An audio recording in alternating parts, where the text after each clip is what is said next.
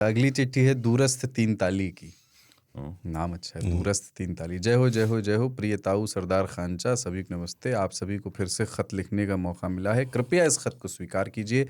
पिछली बार की तरह आपके विचारों बातचीत का नियमित श्रोता, स्वीडन से यानी यूरोप के दूसरे छोर से शहर में पला बड़ा हूँ, पर दिल हमेशा गाँव की मिट्टी से जुड़ा रहता है। नाम वही, दूरस्थ तीन ताली। ताऊ, आपकी व्यंग्यात्मक शैली ने मुझे पहले भी कई बार खूब हंसाया। इस बार एक छोटी बात साझा करना चाहता हूँ जो आपको निश्चित रूप से मन में बैठेगी। कई बार तीन ताल सुनते सुनते नींद आ जाती है और फिर सपने में आप सब अपने आप मिल जाते हैं। मेज़बान, बातें, सब कुछ एक साथ, एक अलग ही मज़ा आता है। अब एक मज़ेदार किस्सा। अगला वीकेंड लंबा है तो दोस्तों के साथ बैचलर्स ट्रिप पर जा रहा हूँ एक छोटे यूरोपीय देश में। वाइफ ने जाते जाते शरारती अंदाज में टोका, संभल कर जाना, शादीशुदा बैचलर्स ज़्यादा गिरते हैं। मैंने उन्हें शादीशुदा बैचलर्स ज़्यादा गिरते हैं। ओके। मैंने उन्हें समझाया, देखो फ़र्क है, उड़ता पंछी हवा में लहराता है, खुला सांड मैदान में मस्ती करता है। अब इसका सही मतलब तो ताऊ और खांचा ही बताएंगे। खांचा तो दिल से समझेंगे और ताऊ की राय जानने की उत्सुकता है। आपके पॉडकास्ट ने हमेशा विचारों, अनुभवों और हंसी का अनोखा संगम दिया है, इसे बनाए रखिएगा, शुभकामनाओं सहित। आप ही बोलिए, हम तो बच गए। क्यों दूरस्थ तीन तालिये? ऐसा है कि यार हम अगर आपके सपनों में आते हैं तो आप भी हमारे में आया करो। ये एक मेरे सपने में एक प्लेन आता है जिसके अंदर स्विफ्ट चल रही होती है और बारिश भी होती है। ये बहुत गलत बात है। प्लेन के अंदर? हाँ, एनीवे बहुत चौड़ा प्लेन है वो जो आता है। पर देखो, शादीशुदा बैचलर लोग जो भी हैं, ये जो तथाकथित सावधानियां, सलीके से चलना होता है ना भैया, किस्मत खराब हो तो ऊंट पे बैठे को भी कुत्ता काट लेता है। ठीक है, तो शेल्टर होम में डालिए, सुप्रीम कोर्ट की मानिए, म्यूनिसिपैलिटी की मानिए, कुत्ते को काटना होगा तो वो काट ही लेगा। बच के रहने का, इसलिए एंजॉय। अब बच के रहना। मेरे सपने में आने की तमन्ना है तुझे। मेरे सपने में हवाई जहाज के सिवा कुछ भी नहीं। वही कह रहा, एक चौड़े से हवाई जहाज। अनिल सिन्हा की चिट्ठी है अगली। तीन ताल की त्रिवेणी को हृदय से अनिल का प्रणाम। जय हो जय हो जय हो। लखनऊ से मैं अनिल कुमार सिन्हा। मेरी पत्नी अनिलांजना के नाम से तीन ताल में पढ़े गए पत्र का अनिल मैं ही हूँ। तभी से तीन ताल का आकर्षण मुझ में बना हुआ है। आपने जब उनका पत्र पढ़ा तो उनकी प्रसन्नता देखते ही बनती थी। जहाँ तक हो सकता था अपने मित्र, रिश्तेदार, पड़ोसियों सबको फॉरवर्ड किया। जाने कितने लोगों को मुझे दावत या चाय पिलानी पड़ी। अब मैं अपने बचपन से तरुणाई में प्रवेश करते हुए अनिल के बारे में कुछ बताना चाहता हूँ। उस समय मैं 12वीं कक्षा में था और इंग्लिश की प्रोज की किताब में नेहरू, गांधी, लाला हरदयाल शास्त्री जी के कुछ विशेष लेख और शेक्सपियर का नॉवल, जिसके आने वाले सवाल जवाब मैंने अच्छी तरह से याद कर लिए थे।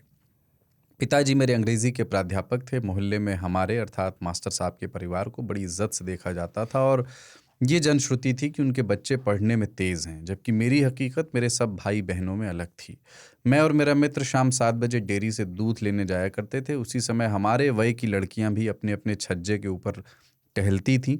हम उन पर उच्च कोटि का प्रभाव छोड़ना चाहते थे। उनमें से एक को उस घर में आए हुए थोड़ा ही समय हुआ था। मेरे लिए वही खास थी।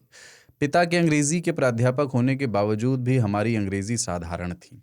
हमने एक जुगत लगाई, अपने दोस्त से कहा कि जो प्रोज के प्रश्न उत्तर हम लोगों ने रट रखे हैं उनमें से ही छज्जे से नीचे निकलते समय तुम सवाल पूछना और हम अंग्रेजी में जवाब देंगे। Good trick. रोज़ हम लोग उस तरफ से निकलते हुए अपनी याद की हुई जो अंग्रेजी बोलते थे उसके कुछ उदाहरण मुलाहिजा फरमाए। मित्र, what's your aim in life? मैं, to train and develop our mind and acquire knowledge as much as we can assimilate.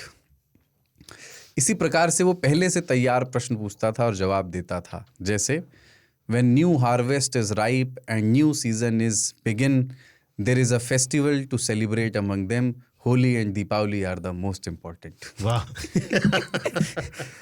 If music be the food of love, play on. वाह, बहुत ही बढ़िया। Force will be met with force.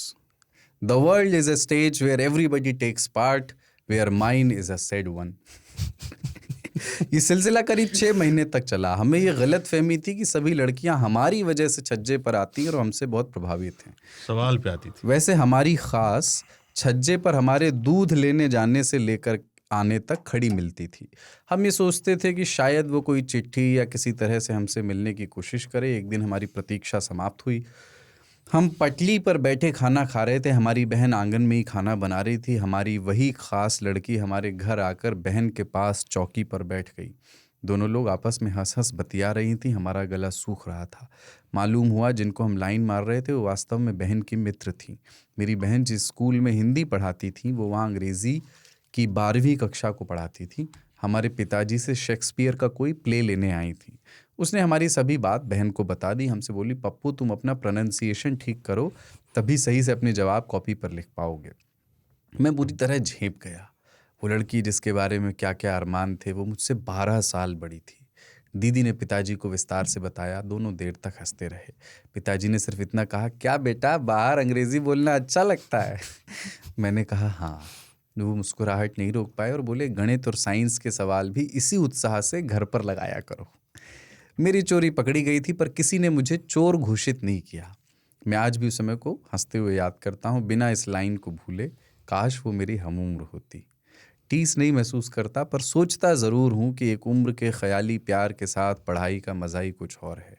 लड़कियों को impression देने के चक्कर में कुछ लोग इंसान बने। प्रेम के मर्मज्ञ खांचा इस संस्मरण पर या अपने विचार रखें, ये मेरी इच्छा है। अंत में आप सभी को मेरा प्रणाम। अनिल। न उम्र की सीमा हो न जन्म का हो बंधन। मैं यही कहूँगा मेरे मित्र, तुम कहाँ फंस गए थे? अच्छी प्रेम कहानी थी। निबंध में फंस गए थे। हाँ, निबंध में यही फंसता है। आई विश कि मैं तुम्हारा दोस्त होता, निपट गए होते, यानी निकल गए होते इस राह पे आगे। तो बहुत ही मैं बहुत ध्यान से सुन रहा था और मार्मिक स्टोरी है ये। 12 वर्ष तो अधिक नहीं। कुछ भी नहीं, पूरी जिंदगी निकल गई इनकी, वो मिली ही नहीं। अब जोड़ो तो तुमसे उम्र में जो फ़र्क है 12 साल ही होगा, लेकिन आपकी उम्र भी उससे ज़्यादा बढ़ चुकी है। रह गए गुरु, कोई बात नहीं। प्रोफेसर साहब के सन्स और उनका मरण शर्म से कितना खतरनाक होगा यार। आपके पिता प्रोफेसर हों, प्रोफेसर साहब की इज्जत अलग होती है। वो अंग्रेजी के प्रोफेसर की तो खैर बहुत ज़्यादा होती है।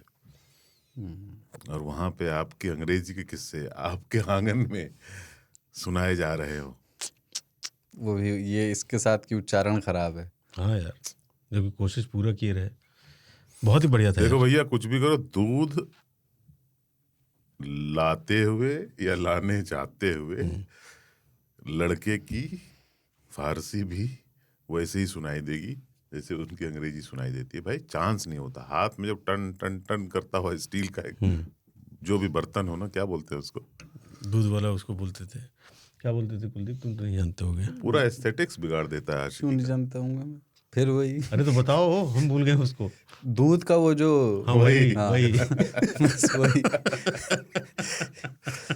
डोलची बोलते थे कुछ जगहों पे, पर अपना अलग अलग उसका नाम है।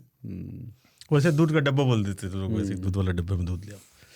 बढ़िया यार, बहुत ही बढ़िया। तो आगे से जो है ना, कोई और रास्ता देखें, दूध लाते और उसमें से दूध पे फोकस करें।